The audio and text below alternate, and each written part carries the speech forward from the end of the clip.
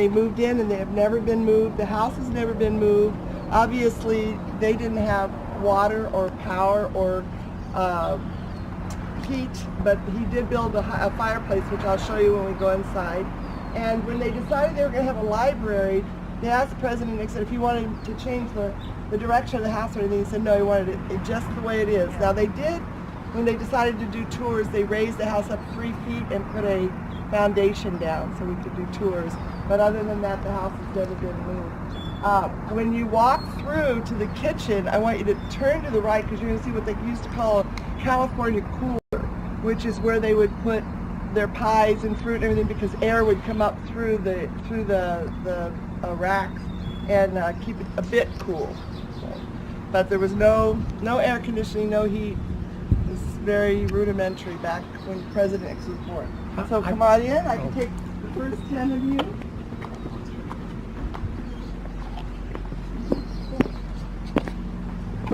I apologize in advance. My code just told me that the air conditioner is not working, so sorry. But oh, it's a cool day. Not too bad.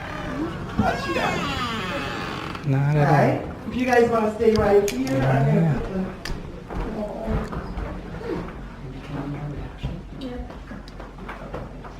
Okay, so let's see. Oops, sorry. 2, 3, 4, 5, 6, 7, 9. Let's see. We have 2. Can you guys wait? Oh, yeah, first. For the next tour. I appreciate it. They will only let me bring in 10. Or security will be over here. They do too. They're the police. I mean and so part of it is whatever. Like the helicopter can only take 4, we can only take 10. Anyway, this is the bedroom where President Nixon was born. The first 4 of the Nixon children were born right in here, and his mom said he weighed 9 pounds 15 ounces, and was screaming and had a full head of black hair when he was born. So anyway, this is the room that he was born in. Now this table right over here was their table.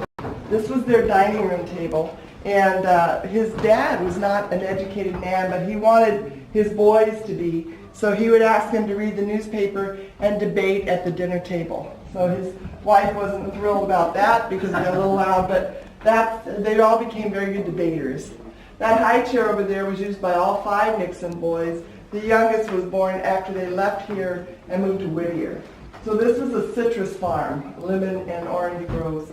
And his dad, they settled here, bought the house, or built the house here, and tried to make a living as farmers. And then when that didn't work, they moved to Whittier. That's when President Nixon was about 10 years old.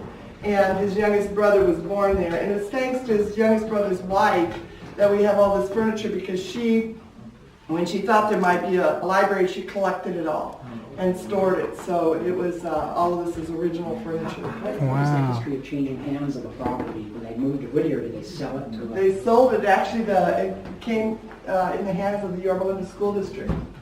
And they actually put a carekeeper in here, so that's when they put electric and water and everything.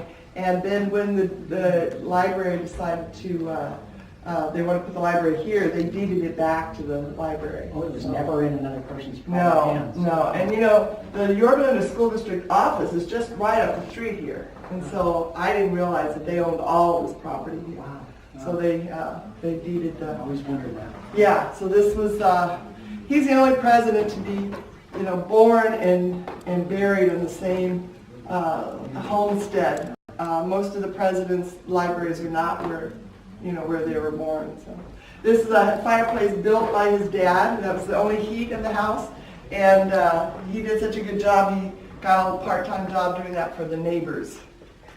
Everybody knows President Nixon was a really good pianist. He actually was sent to study the piano with his aunt and uncle for about a year because they were piano teachers, and that's where he really learned to play the piano. He also played the accordion and the violin and other band instruments.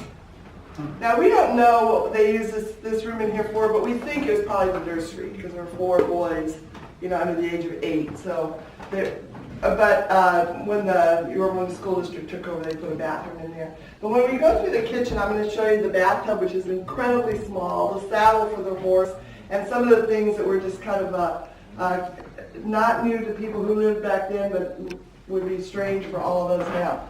Now, President Nixon's favorite magazine was the National Geographic, and he used to read it every night after he'd done his chores. The worst chore he had was taking care of the family goat, which he hated, and he was very happy when it ran away. So this is the California cooler I was telling you all about, and this is the original. I know it. Of course, this wouldn't be a sink; it would be a pump. And this is what I find really remarkable. This is what Mrs. Nixon would leave out in the window for the iceman. And it would tell him how many pounds of ice she wanted. He would come in this door, open it up, put the ice in the ice box, and then they could store their perishables down here. So my grandmother had an ice box like this in Kentucky, but you don't see it much around here anymore. And how often would that have to be replenished? Probably every day. Every day. Yeah, especially in the summer. And you know, they were farmers, so this is part of the way they lived. Now, Mrs. Nixon was a really good cook. All of these things up here were hers. This is hers. But these were not. These were just things that period pieces that probably she would have used. So I'm going to open. Now, everybody asks, where did the boys sleep? Because it's a small house. His dad actually built a bedroom in the attic, and when you look over here, you can see the stairs. They go up to the attic. But this is a picture of the room that they stayed in. That was the bedroom that they stayed in upstairs. So I'm going to let you all take a peek here, and then I'm going to open the door.